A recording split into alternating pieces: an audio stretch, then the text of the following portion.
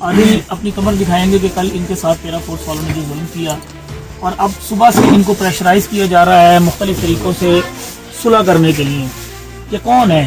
یہ ریاست کا بیٹا ہے, یہ غریب مزدور ہے. اس کا ظلم, اس کا کیا, اس کے اوپر یہ ظلم کرنے کی کیا جسٹیفیکیشن ہے؟ کیا کیا اس نے, کیا کیا آخر اس نے, کیا ایسا جو ہے وہ ظلم کیا, کیا ایسی زیادتی کی, کیا ایسا برا کام کیا کہ جس کے اوپر.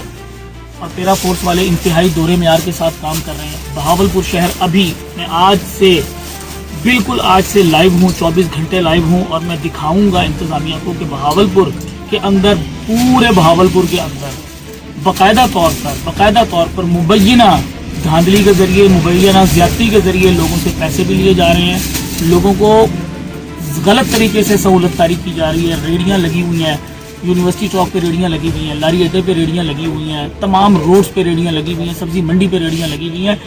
ایک دکاندار 1 انچ باہر نہیں آ سکتا, نہیں آنا چاہیے, اوکے ہو گیا, لیکن وہ ریڑیاں کیسے لگی ہوئی ہیں, کس قانون کے تحت لگی ہوئی ہیں؟ اور اگر ایک دکاندار جو کرایہ بھی بھرتا ہے, بجلی کا بل بھی دیتا ہے, ٹیکس پیئر بھی ہے, وہ اگر 2 انچ 4 انچ 8 انچ 10 انچ یا 1 فٹ 2 فٹ 4 فٹ بھی باہر آ جاتا ہے, تو آپ اس کو اس طرح ٹارچر کرنا شروع کر دیں, اس کو جرمانہ کریں, آپ جرمانہ کریں, FIR دیں, لیکن آپ اس کو اس طرح سے 3rd ڈگری ٹارچر کرنا شروع کر دیں. اس کا کیا مطلب ہے؟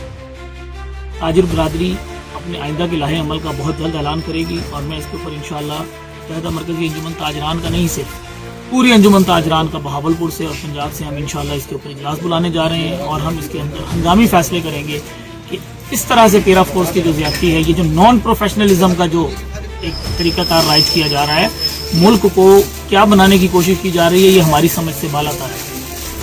پہلے کے معاملات حل نہیں ہو رہے تھے, دکاندار صبح آ کے شٹر اٹھاتا ہے تو اس کو ایک نئے ٹیکس کا سامنا ہے, اس کو ایک نئی دھمکی کا سامنا ہے.